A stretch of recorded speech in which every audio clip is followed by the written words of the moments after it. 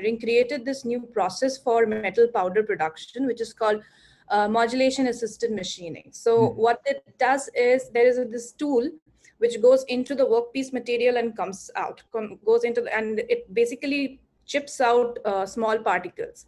Now, the USP for this process is that you can get particles with the exact dimensions and exact composition that you want.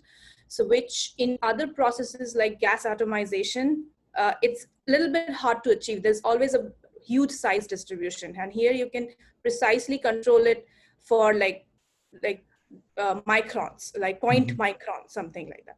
So my project was, so this process was developed actually for drilling.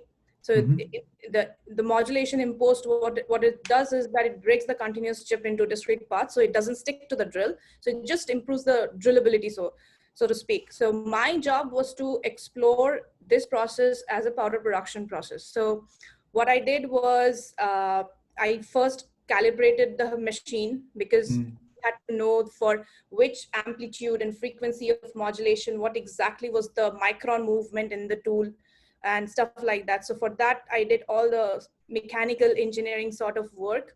So I had a capacitive sensor with a LabVIEW based data collection system. So all these things. Then I optimized the process parameters, calculated the energy efficiency of the process compared to the other processes, and then the production rates and stuff like that. So this was like the first 2 years of my PhD. And from third year, I started going to the material science aspect of it. So it so happens that since you do not really deform this for a long time, you just like hit it and come back, hit it and come back. So this is a very, very different type of deformation that we were looking at. So this was very interesting. And it was giving us all different type of microstructures, and the hardness values were quite lower than other SPD, as we call it, like severe plastic deformation processes. So the third and fourth year was more like deformation characterization. And how far you are in your I have completed fourth year. So this August, I'll be starting my fifth year, and I'm supposed to graduate this December. This December, okay. Yeah. Okay, so let me ask you this question is, what's your plans are after this, once you complete it, or what you're looking for? I see some of your questions, but I just want to hear from you what you're thinking after that. Yeah. So I really want to go to the industry right now, because since after I have not really taken any break from academics, like bachelor's, then master's, and then PhD. So I have not shut down academia completely, but right now I just don't feel like staying in academia. I want to explore the industry, and if I don't like it, which I doubt, that will happen, because I know myself, I think I'm more suited for industry than academia. So right now, I guess my idea is to get a job. The first priority would ideally be like metallurgy based, like I mentioned in my email, something which does, mechanical behavior sort of thing, or even heat treatment, because I have quite a bit of heat treatment experience from my master's thesis. So, steel, my physical metallurgy of steels, titanium, aluminum, things like that. So ideally that will be my most preferable job, which I found difficulty getting here. I mean, in the US, it's a bit difficult to get these kind of jobs, because when I saw that even if you go to LinkedIn and just search metallurgy, the jobs that will come up will most definitely require citizenship. So that was my big problem when I started job search in like March. Right. So, because at that time I knew that I have to graduate in August and September, and then sort of COVID delayed it. And now I literally do not have much more time. I need to graduate by December, because my professor doesn't tell that explicitly, but I think there's a funding problem. So I don't think that I can understand. So let me ask you a couple of things. I think you spoke about publications and all those, and definitely that can create an issue if you don't have. So here's the thing. I think there are, and my advice would be in that case, I don't think that the skill set you have that would require you to find a job in a companies which require citizenship specifically, because there are companies where you can find jobs um, which has nothing to do with citizenship. I'm pretty sure some of those companies do offer visas and all those. Okay, so yeah. That is a possibility. But here is the thing is, and I can tell you from my personal experience, because I was at your position one time when I was graduating too, right? As a student, as a PhD student. And this was not far away, 8-9 years back, to be honest. I was struggling with the same issue. And so let's take COVID for side for a minute. Okay. Because, hopefully things will be fine next year. And so everything will be okay. So I think one thing you need to ask yourself is, what are your long-term plans? Do you want to stay in US and work here in an industry, or in a research lab, or as a faculty, or you are very certain that maybe you're going to spend here 3-4 years, and probably most likely you will go back, because based on that you can make certain decisions. Okay. Right? So just make that thing clear in your mind. First of all, let's say you said, no, I probably would like to stay here. That's my option A. And that's why if I get a better job, I will stay here and move on. Let's say, okay. So what are the ways to do that? And one of the biggest struggle that you will find is not to find a job, but keeping the job. Okay. Finding a job is the first battle. Keeping it is the next battle, because it has happened to me in last 9 years. There were two times where when I worked at Rolls-Royce fuel cells, the division was shut down and all of 200 people got laid off. And there was second time when that happened to me, second time immediate after a year or so. And that can happen to me again, right? So what helped me is, because I was not in a visa, I had a green card. So I did not have to worry about that situation. And why I say so is because I see a lot of people are having this trouble now, where they are losing a job, working here for 5, 6, 8, 9, 10 years, and they have just 2 months to stay here. So as I said, these are the challenges that you will also see. It's inevitable. Every person goes through it. And at this point, it may not be, you may not think a lot about it, but these are important things. So how you work on it is definitely, the good thing is that based on the new guidelines that are coming for citizenship and everything, or green card or so forth, it's more conducive for PhD students. Most likely you will get it. But there are only two ways to do it. One is either you have a job and company applies for your behalf, or you apply on your own. So let's say in my case, I applied on my own when I was in Oak Ridge, and it was easy to get it because I had a lot of publications, I had a lot of citations. That's where I think you are lacking, and that could be a trouble for you, big trouble. And trust me, once you're out from college, there's no way you can publish more.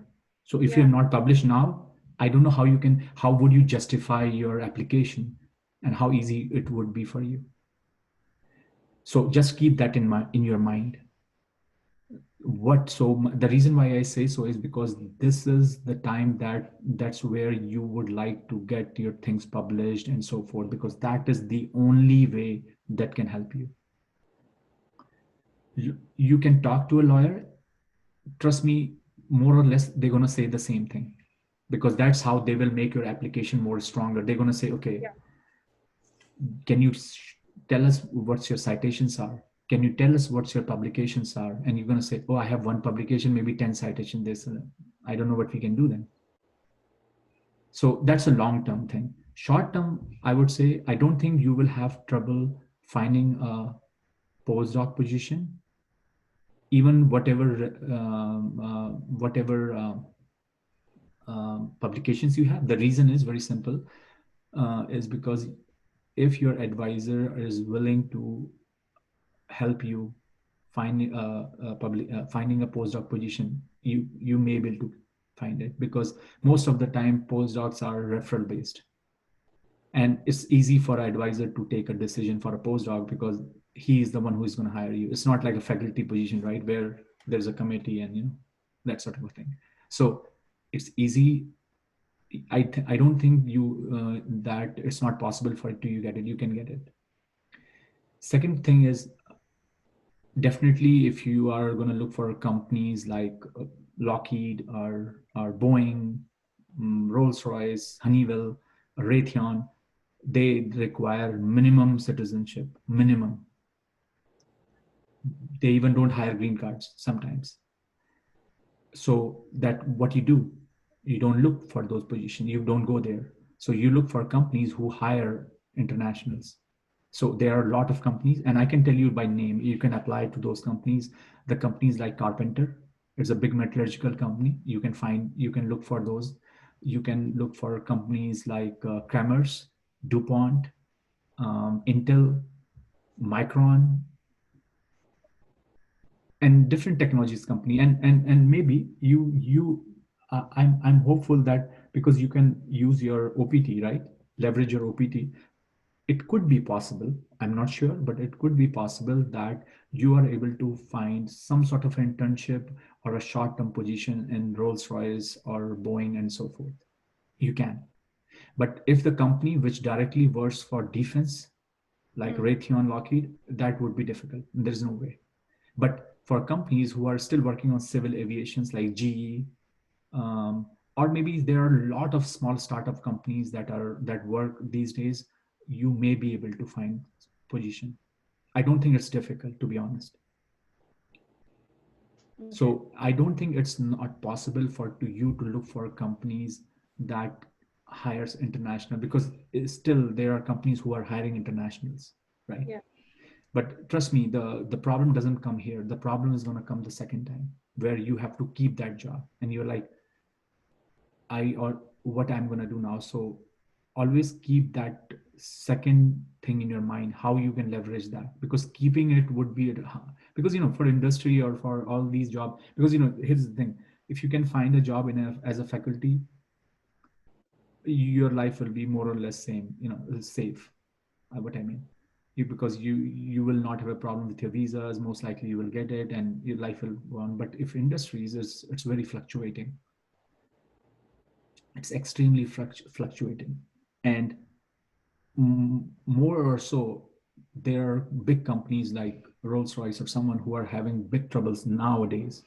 If you just Google it, how many people are being laid off from these big companies like Boeing, GE, Rolls-Royce, thousands and thousands of them, because of the cash problem they are having and a lot of other issues. Smaller companies are more prone, because what they get is they get most of these contracts from the big companies. You know what I mean? Like a small company, maybe Rolls-Royce is making this big engine, maybe the small companies are making a smaller component for them. They are the OEMs or that. So they are more prone to that. And that's what we saw in COVID crisis, that all the small companies starts to lay off and all that. And that's where we start. And I have spoken to a lot of people, to be honest with you, who are having these problems, whether they are fresh PhDs, whether they are PhDs with OPTs, whether they are PhDs with H1 visas that got laid off and are looking for jobs and so forth. So again, as I said, keep that in your mind. Finding a postdoc, what it helped me, I can tell you. So, 2010, similar problem after the housing crisis, the market was not that good. And at the time, still, I had this in mind that, I want to become a faculty and all that. I had still had. So I went for a postdoc. And then I worked at Oak Ridge. And that time period helped me. So that was about roughly like 3 years time. And that helped me to think what I would like to do, what I want to do, whether I'm really good at something. Because at PhDs, you're always you worry about thesis and all that, right? You don't get time to think. That gave me some time, and that also time I utilized to apply for my green card. And then I was offered a job at Rolls-Royce, and I took it. So that's what I'm saying. Things works out, right? And trust me, later on, whatever work I do, whatever, if I have to say, whatever publication I did, those were of less help versus because I was able to leverage my immigration. And that's very important. Trust me, it is a very important thing for international students, more so of now than ever. So just keep that in mind, that I'm not saying that don't apply to positions or things, but this is what my experience has been. And trust me, that's what I'm seeing now. As a student who makes some mistakes, or you can, more so because, I don't blame them, because right now the situation is more of a panic. Even I don't know what's going to happen, because I have not experienced anything like this. Nobody has, right? This is very unfortunate. So, and that's the other thing too, is like graduating. I don't know what's going to happen in December, but I'm not sure whether the situation will become better or worse. I don't know whether there will be more hiring or more layoffs, because even if you look at the layoff numbers, most of the layoffs that happened in first 2 months or so, they said the unemployment went to like 24% or something. If you count those layoffs, most of them were blue collar jobs, like people working on Starbucks, people at McDonald's. But as soon as they opened, everything came back, right? But what happens is, with the white collar jobs, or the people who are looking for jobs like you and me, if one of our jobs go out, it doesn't come back easily. Like people who are being laid off from Boeing or GE or Rolls Royce or any company, you think they're going to be hired back? I don't think so. So again, if we lie on that category, then I'm not sure what's going to happen in December. Because once the quarter two results are going to come out, quarter three, the worry would be there would be more people who will see that sort of a problem. And there are some industries which are going through that problem even now. So for example, oil and gas, really in bad shape, really, really in bad shape. I have friends actually who are still looking for jobs. Some have lost their jobs, some are virgin losing their jobs. Automotive, I am seeing the same thing. So so this is the scenario, and just think of it, that how all you need to do right now is sustain this blow. You know what I mean? It's like think of a strong wind that is coming, and you have to just wait till it goes away. And if you are able to hold your ground, you will be good to move on. So what you should do right now to hold your ground, that should be your decision. And that's where I think a postdoc position is a big help for PhD students, not for masters, because masters, they can't get that. Either they have to go back to school or they are out. And a lot of them are going to go back, to be honest with you. So my advice to you is, if you have that leverage, try to use it. If you can find a job, good for you. But trust me, what problem is going to happen there is exactly what I'm talking about, the part two. And again, this is based on my experience, and just not me. Like I can tell you a couple of examples, more examples, and this is just based on what I have seen, based on data. Is this not? So I had friends, a couple of friends who were with me at Oak Ridge at the time, and these are again all Indians. I'm again counting the same category: Indian international students, and what had happened, right? So it was me, one of my friend, whatever, two, three friends. So one is a professor at Oklahoma, one is a professor at Ohio State, one is a professor at Wyoming. I moved on. There's another guy who got job at Schlumberger.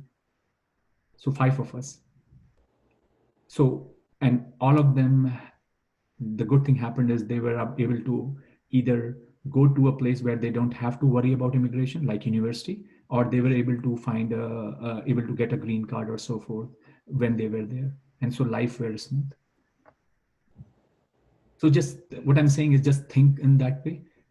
But if you're trying to look for a job in an industry, um, also make sure that a lot of jobs that you may find in some of the companies could be manufacturing based jobs.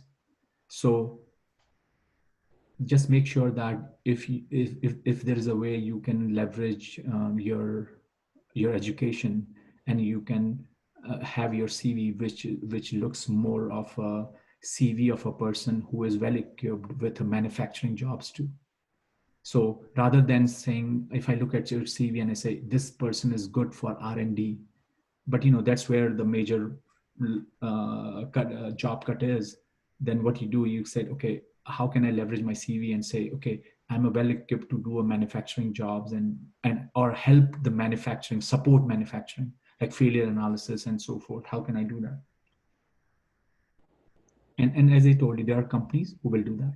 There are companies who will hire for sure. But as I said, just think of it as a PhD student, you have some leverage also. So how you can take advantage, and you're from a good school too. So make sure you use that brand, try to connect with those people who are there already. There are a lot of, to be honest with you, there are a lot of students I spoke that got fired from Schlumberger or from Purdue for masters. Tons of them. This amazes me. A lot of them actually that had worked there for 2, 3, 4 years and are still on OPT or something, but now they are looking. So I don't know what's going to happen to them too. But you're, as I said, you lie in a different category. The good thing about, as I said, for PhD is for you, since you are already done with your PhD, immigration is going to be helpful for you. That's a good news, really good news.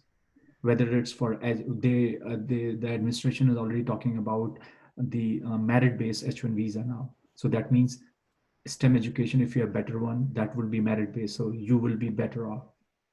That there will be no lottery anymore. Okay. Yeah, that's what I think they are talking about. Maybe next week they're going to do announcement. Would there be some changes? So that's, as I said, that's good for people who have higher education and STEM education and so forth. Same goes for green card, to be honest, same thing. So as an Indian, as a PhD, if you apply for green card in higher category, your chances of getting it is right now is probably in 3, 4 years. But if you go below that, 30 years. 30 years. So, and you always live with this fear then. And there are numerous stories you can read on LinkedIn and anywhere, what happens and so forth. If you can sort out the immigration, things becomes very much easier, trust me, because then you don't have to worry about certain things and you focus on your work. But as he said, the postdocs can give you that leverage, that thing. So don't try to not to use it. I have used it and have been very helpful. But I was thinking of something that since maybe I want to go for an industry and now I have like 3 years of this leverage for OPT, maybe I can still go in companies which are not willing to sponsor a visa. Right. No, so that's what I told you, right? So there could be chances that, see, what happens is, and I don't know, to be honest with you, whenever you fill an application, you see, right, they ask you, do you need a sponsorship? I don't know OPT counts that in not, because they say, do you need a sponsorship for future? Because you have to understand one thing. If industry is hiring you, they're hiring you to keep you. So if they know that this person will need a visa in 3 years, actually, to be honest with you, the more you spend time there, the more is their waste.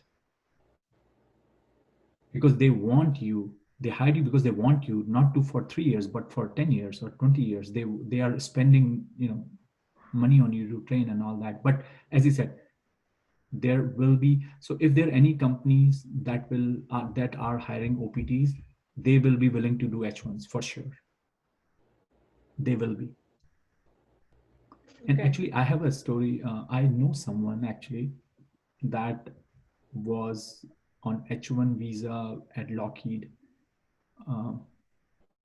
But I don't know whether they do it now. This was almost 10 years back, But I know someone. Currently, I was looking up the jobs. They're not many, but there are like a few which do not require any clearance for now. So, I to be honest with you, my advice would be is apply. That's why my advice would be apply. Don't never you on the only way you can know it if you apply, right? So I would say apply for it, and you can mention in your CV that you are an international student and you have a OPT and all that. You can mention that. If that positions thinks that you are the right candidate. That's number one thing. You are the best candidate, and they think that it is okay for us to hire you, I think they will move forward.